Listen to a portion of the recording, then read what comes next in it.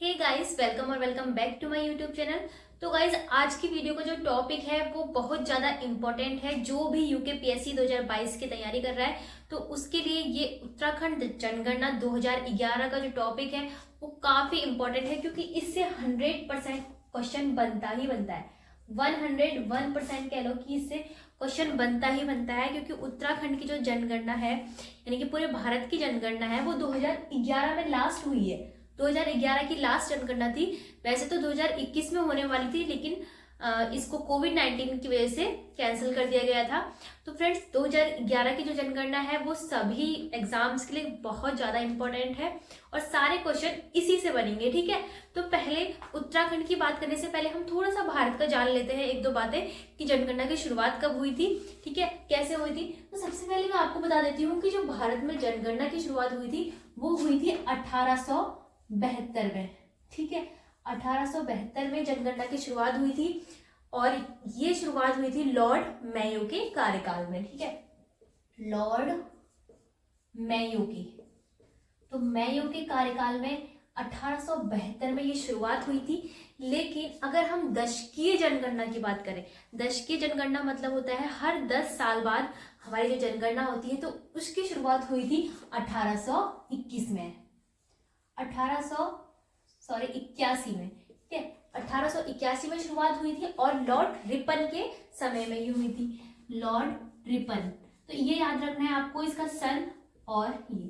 ठीक है, दशकीय, यह है दशकीय जनगणना, यानी कि हर 10 साल बाद होने वाली जनगणना की शुरुआत भारत में 1881 में हुई थी। तो फ्रेंड्स, आप ये तो समझ ही गए होंगे कि जो भारत में जनगणना की शुरुआत है वो आज़ादी से पहले ही शुरू हो गई थी। ठीक है, तो जब हम देखेंगे कि स्वतंत्रता के बाद हमारे देश में जनगणना की शुरुआत हुई तो 2011 को लेकर हम चलते हैं। ठीक है, क्योंकि 2011 से ही लास्ट जनगणना यही है, फर्स्ट यहाँ से हुई और लास्ट ये है। तो क्वेश्चन पे यहीं से बनेगा कि जो 2011 वाली जनगणना है वो भारत की कौन सी नंबर की जनगणना है। तो अगर हम यहाँ से आजादी से पहले से शुरू करते हैं तो ये आती है 15वें नंबर पर।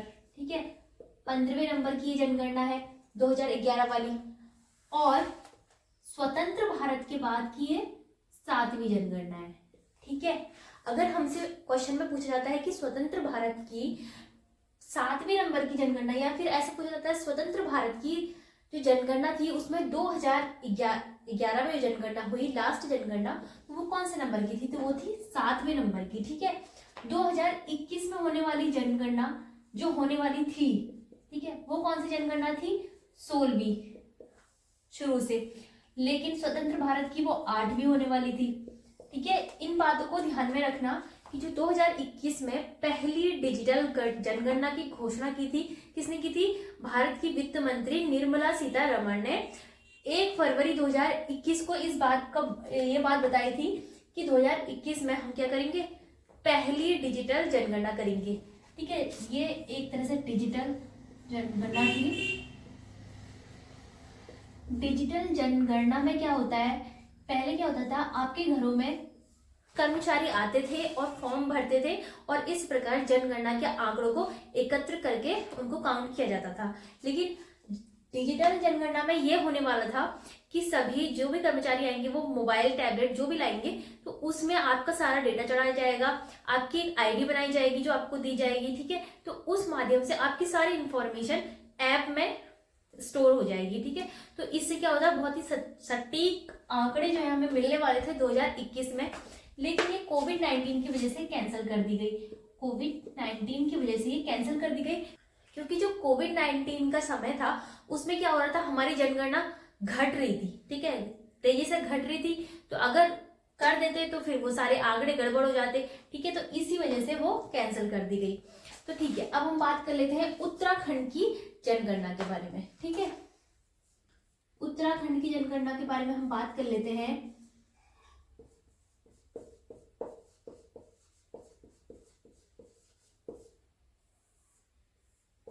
फ्रेंड्स, एक चीज और मैं आपको बता देती हूँ, भारत के इतिहास में जो सन 1921 था, 1921, क्योंकि इससे एक इम्पोर्टेंट क्वेश्चन बनता है जनगणना से ही संबंधित कि 1921 जो था वो भारतीय इतिहास का जनगणना में विभाजक वर्ष कहलाता है। ठीक है, क्या कहलाता है? विभाजक वर्ष। इंपॉर्टेंट क्वेश्चन है, ये पूछा जा सकता है। ठीक है, विभाजक वर्ष कहलाता है। क्यों कहलाता है? क्योंकि जब जनगणना 1921 में हुई थी, उस वक्त क्या हुआ था?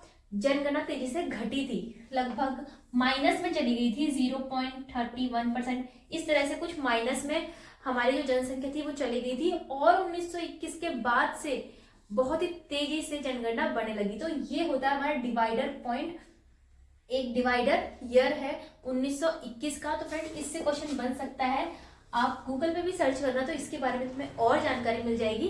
ठीक है, तो ये 1921 का था। और जो हमारा सबसे पहली जनगणना हुई थी, जब जनगणना दशकीय जनगणना की शुरुआत हुई थी, तो उसका विषय क्या था? उसका विषय था हमारी जनगणना हमारा भविष्य। हमारी जनगणना हमारा भविष्य। तो विषय भी पता होनी चाहिए। जो भी जनगणना होती है तो उसके विषय रखे जाते हैं, उसके उद्देश्य रखे जाते हैं कि ये जनगणना हम क्यों करा रहे हैं, तो उसका विषय क्या है। तो पहली का हमसे पूछा जा सकता है हमारी जनगणना हमारा भविष्य, और लास्ट का पूछा जा सकता है। ठीक है, तो लास्ट कौन सी होने वाली थी? इसका विषय रखा गया था जन भागीदारी से जन कल्याण। जन भागीदारी से जन कल्याण, क्योंकि ये जो 2021 वाली जनगणना है वो डिजिटल होने वाली थी, इसीलिए इसका मुख्य उद्देश्य था कि जन भागीदारी से जन कल्याण। ठीक है, 2021 का ये विषय रहा।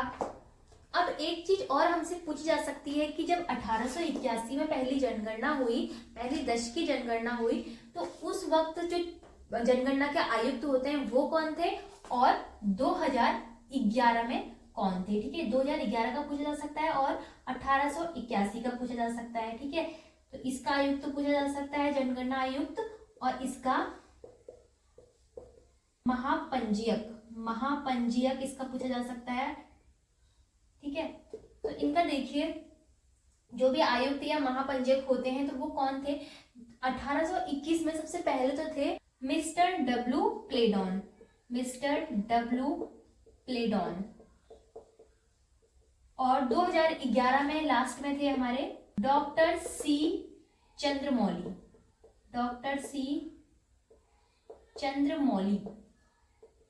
ठीक है, 2011 के थे डॉक्टर सी चंद्रमौली, और 1881 के थे मिस्टर डब्ल्यू प्लेडॉन। तो ये आप याद रखना। अब देख लेते हैं हम उत्तराखंड के बारे में। तो चलिए अब देख लेते हैं उत्तराखंड की जनसंख्या के बारे में। 2001 में उत्तराखंड की जनसंख्या थी 84.9 लाख। ठीक है, इतनी थी उत्तराखंड की जनसंख्या। 2001 की बात हो रही है। फिर जब दशकीय जनगणना हुई 2011 में, तो उसमें उत्तराखंड की जनसंख्या हो गई 1,86,292। ठीक है, देखो 2001 में जो थी 84.9 लाख थी, और 2000 में हुई 1,86,292। ठीक है, तो अभी अगर हमसे पूछी जाए तो उत्तराखंड की जनसंख्या कितनी है, तो हमें बताना है 2011 के अनुसार 1,86,292। तो ये हो गई 2011 में। अब हम देख लेते हैं पुरुष की और महिला की, और साथ ही साथ जो 0 से लेके 6 साल के बच्चे हैं, शिशु हैं, तो उनकी जनसंख्या कितनी थी। तो फ्रेंड्स मैं यहाँ पे लिख देती हूँ, 2011 में पुरुष की जनसंख्या थी 51,37,773, यानी कि 50.93% पुरुष है उत्तराखंड के अंदर, और महिलाओं की जनसंख्या है 49,48,519, जो कि 49.07% है। ठीक है, तो 50.93% पुरुष है उत्तराखंड में, और 49.07% महिलाएं हैं। अब देख लेते हैं 0 से 6 वर्ष के शिशु की जो जनसंख्या है 13,55,814। ठीक है, तो ये है शिशु की जनसंख्या। और एक पॉइंट आपसे ये भी पूछा जा सकता है कि जो 2011 की जनसंख्या थी 1,86,292, वो भारत की जनसंख्या का कितना प्रतिशत है। तो वो है भारत की जनसंख्या का 0.83%। तो भारत की जनसंख्या का 0.83% लोग उत्तराखंड में निवास करते हैं।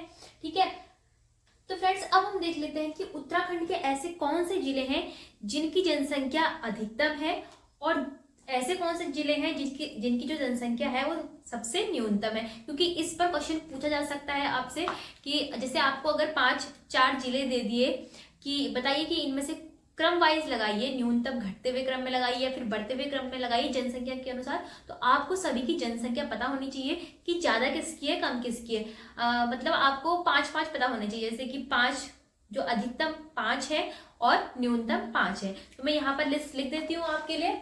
तो फ्रेंड्स देखिए, यहाँ पर मैंने सर्वाधिक जनसंख्या वाले 5 जिले और यहाँ पर न्यूनतम जनसंख्या वाले 5 जिले लिखे हैं। ठीक है, अब आपको बताना है कि सर्वाधिक जनसंख्या वाला जिला कौन सा है। तो सभी को ये तो पता ही होगा, जो फर्स्ट वाले हैं वो तो सभी को पता ही होंगे कि सर्वाधिक जनसंख्या वाला जिला है हरिद्वार और न्यूनतम जनसंख्या वाला जिला कौन सा है, रुद्रप्रयाग। ठीक है, रुद्रप्रयाग।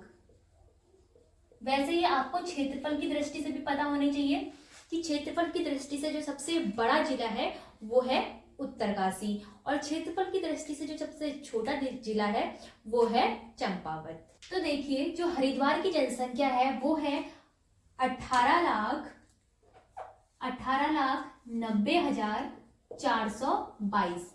तो इतनी जनसंख्या है हरिद्वार की, जो कि उत्तराखंड का सबसे अधिक जनसंख्या वाला जिला है।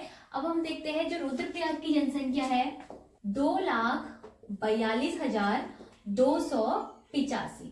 ठीक है, ये हो गए सर्वाधिक और न्यूनतम जनसंख्या वाले पहले जिले। अब आपको बाकी 5 भी याद होने चाहिए, क्योंकि आपसे एग्जाम में पूछ सकता है कि घटता हुआ बढ़ता हुआ क्रम कुछ भी पूछ सकता है। ठीक है, कूट में दे सकते हैं वो कि इसके सही कूट का चयन कीजिए। तो अब देख लेते हैं हम बाकी जिले। दूसरे नंबर पर आता है देहरादून, जिसकी जनसंख्या है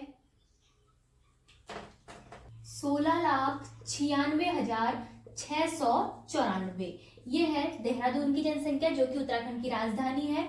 अब तीसरे नंबर पे आता है उधम सिंह नगर। ठीक है, उधम सिंह नगर आता है तीसरे नंबर पे, सबसे अधिक जनसंख्या में तीसरे नंबर पर उधम सिंह नगर आता है, जिसकी जनसंख्या है 16,48,902।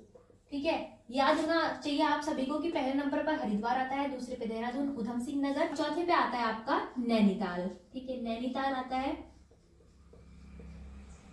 तो नैनीताल की जनसंख्या है 9,54,605। तो ये हो गई नैनीताल की जनसंख्या। और सर्वाधिक जनसंख्या के मामले पे 5वें नंबर पर है पौड़ी गढ़वाल। ठीक है, पौड़ी है 5वें नंबर पर, जिसकी जनसंख्या है 6,87,271। ठीक है, ये हो गई सर्वाधिक जनसंख्या वाले 5 जिले। अब मैं लिख देती हूँ यहाँ पे सेकंड जिला न्यूनतम जनसंख्या में, तो वो है चंपावत। चंपावत की जनसंख्या देख लेते हैं हम 2,59,648। ये हो गई चंपावत की जनसंख्या। अब हम देखते हैं तीसरे नंबर पे कौन सा आता है, बागेश्वर जिला आता है तीसरे नंबर पे, जिसकी जनसंख्या यहाँ पर लिखती हूं मैं, इसकी जनसंख्या है 2,59,898। ठीक है, रुद्रप्रयाग, चंपावत, बागेश्वर, मतलब ये थोड़ा बढ़ते हुए क्रम में है। सबसे कम जो है रुद्रप्रयाग में है, फिर उससे थोड़ा सा ज्यादा चंपावत में है, फिर उससे थोड़ा ज्यादा बागेश्वर में है, और फिर चौथे नंबर पे है उत्तरकाशी और 5वें नंबर पे है चमोली। ठीक है, उत्तरकाशी है चौथे नंबर पे और लास्ट नंबर पे है चमोली 5वें नंबर पे। ठीक है, देखिए उत्तरकाशी सबसे बड़ा जिला है, चमोली भी काफी बड़ा जिला है उत्तराखंड में, लेकिन ये आते हैं न्यूनतम जनसंख्या वाले 5 जिलों के अंतर्गत। तो आप समझ सकते हो कि क्षेत्रफल और जनसंख्या का यहाँ पे अपोजिट इफेक्ट है, क्योंकि थोड़ा दुर्गम क्षेत्र जहाँ पे होता है तो वहां जनसंख्या कम होती है, फिर चाहे वहां का क्षेत्रफल अधिक ही क्यों ना हो। तो देखिए उत्तरकाशी की जनसंख्या है 3,30,086 और चमोली की जनसंख्या है 3,91,605। तो ये लिख दी है मैंने सर्वाधिक 5 जनसंख्या वाले जिले, न्यूनतम 5 जिले जो कि कम जनसंख्या वाले हैं, न्यूनतम है। तो आपको समझ में आ ही गया होगा कि किस प्रकार से आपको याद रखना है, सबसे अधिक जनसंख्या वाला जिला, सबसे कम जनसंख्या वाला जिला। अब इसी तरह कुछ क्वेश्चन बनते हैं हमारे दशकीय वृद्धि दर से।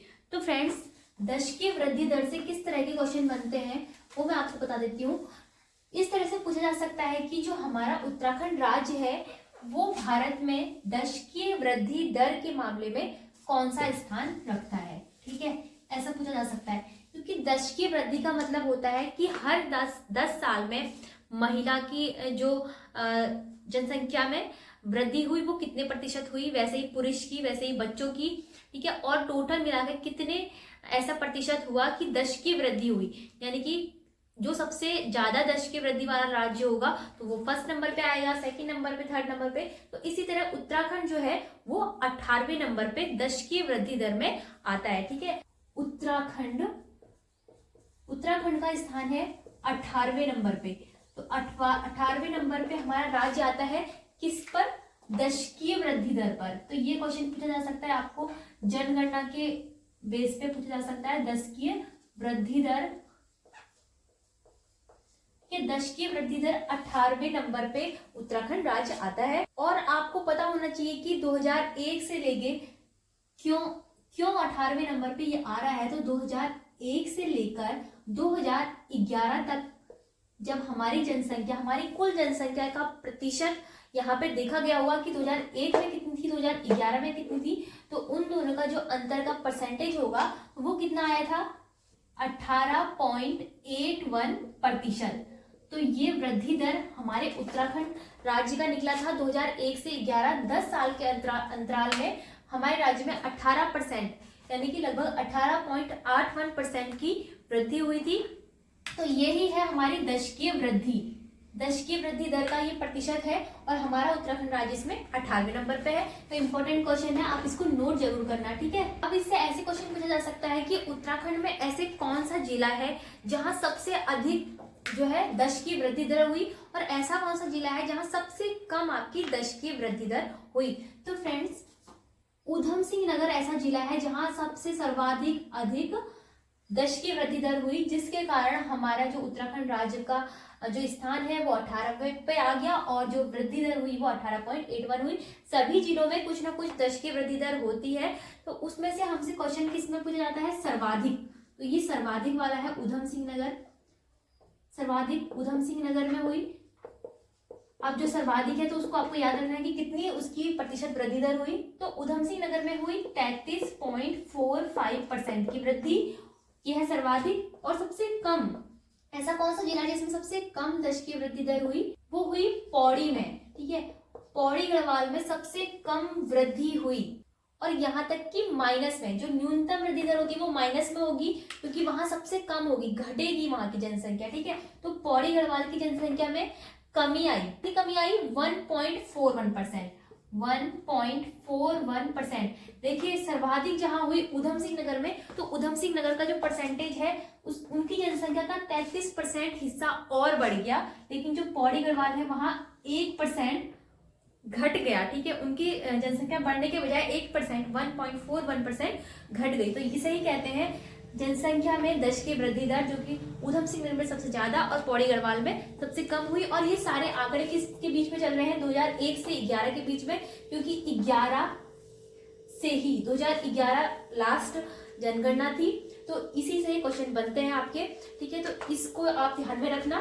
तो फ्रेंड्स, अब हम देख लेते हैं उत्तराखंड में लिंगानुपात, ठीक है। अब जो हमारा पॉइंट था, ये वाला हमारा पॉइंट था दशकीय वृद्धि दर का, कि दशकीय वृद्धि दर में हमसे क्या क्या क्वेश्चन पूछ सकते हैं। पहला क्वेश्चन पूछ सकता है कि उत्तराखंड का कौन सा स्थान था, कितने प्रतिशत हुई, और आपका कौन सा जिला सबसे अधिक है और सबसे कम कौन सा जिला है। अब हमारा जो सेकंड पॉइंट है वो है उत्तराखंड में लिंगानुपात। तो लिंगानुपात से काफी क्वेश्चन बन जाते हैं, जैसे कि उत्तराखंड में 2011 में कितना प्रतिशत लिंगानुपात रहा, ठीक है। 2001 के मुकाबले ऐसे पूछा जा सकता है। तो आप ध्यान से देखिएगा इसे। तो देखिए फ्रेंड्स, जो उत्तराखंड में लिंगानुपात है उससे आपके किस तरह के क्वेश्चन बनते हैं। पहला क्वेश्चन आपका ऐसा बन सकता है कि जो उत्तराखंड है वो भारत में लिंगानुपात के मामले में कौन सा राज्य है। जिस तरह मैंने आपको बताया कि दशकीय वृद्धि दर के जो मामले हैं उसमें उत्तराखंड का 18वां स्थान है, उसी तरह उत्तराखंड में लिंगानुपात में भारत में राज्य कौन सा है, वो 13वां। ठीक है, 13वां स्थान प्राप्त है उत्तराखंड को।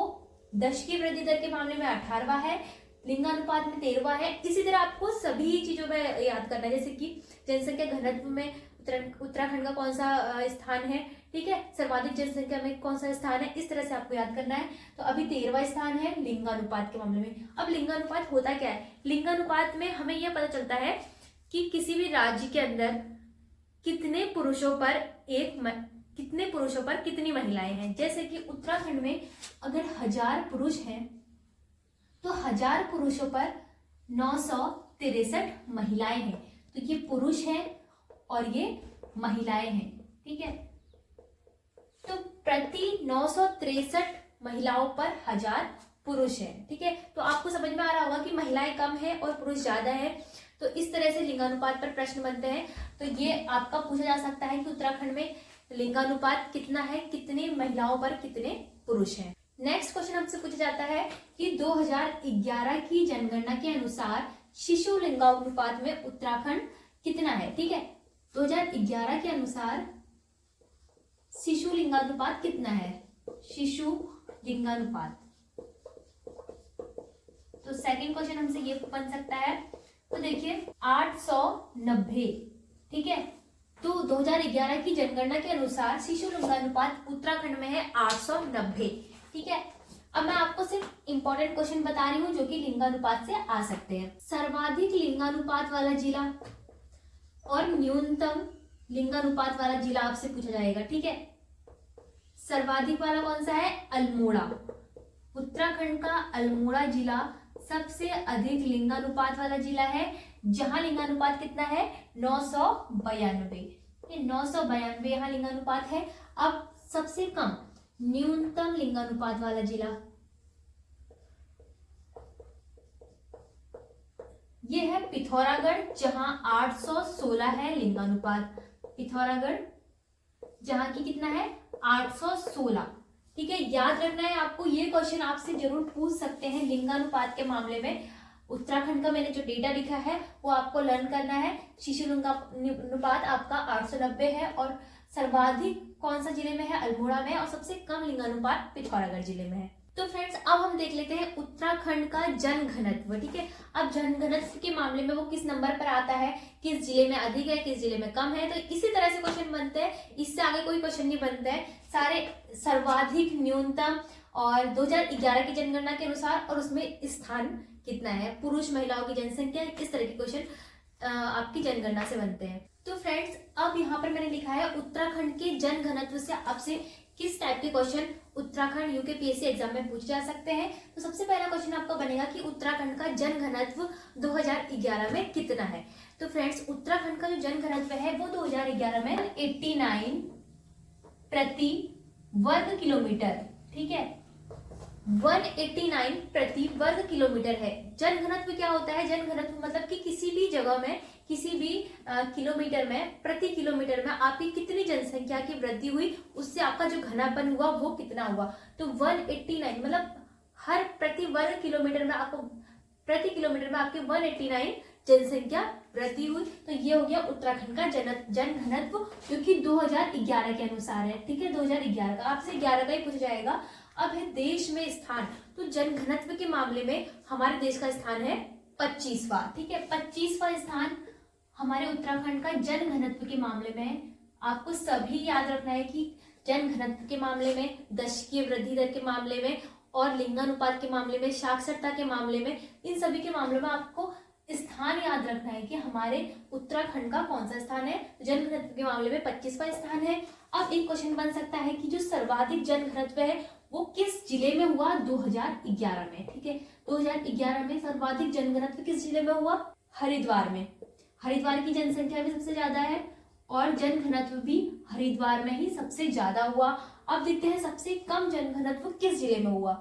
तो ये हुआ उत्तरकाशी में, ठीक है। उत्तरकाशी सबसे कम जो जनघनत्व हुआ घनापन जो हुआ जनसंख्या का वो उत्तरकाशी में हुआ और सबसे अधिक कहाँ हुआ, हरिद्वार में हुआ। अब हम देखते हैं कितना कितना हुआ, ये भी हमसे पूछा जा सकता है कि जनघनत्व हरिद्वार में कितना हुआ। तो यहाँ हुआ 801 और यहाँ हुआ 41। ठीक है, तो इतने क्वेश्चन आपके जनघनत्व से बन सकते हैं। अब हम नेक्स्ट देखते हैं उत्तराखंड में साक्षरता के मामले में हमसे कौन कौन से प्रश्न पूछे जा सकते हैं। सबसे पहला तो यही पूछा जाएगा कि देश में कौन सा स्थान है, प्लस कौन सा ऐसा जिला है जहां अधिकतम साक्षरता दर बढ़ी, और कौन सा ऐसा जिला है जहां न्यूनतम साक्षरता दर बढ़ी। ठीक है, और कितनी अभी करंट में कितनी साक्षरता उत्तराखंड में है। तो देखिए उत्तराखंड में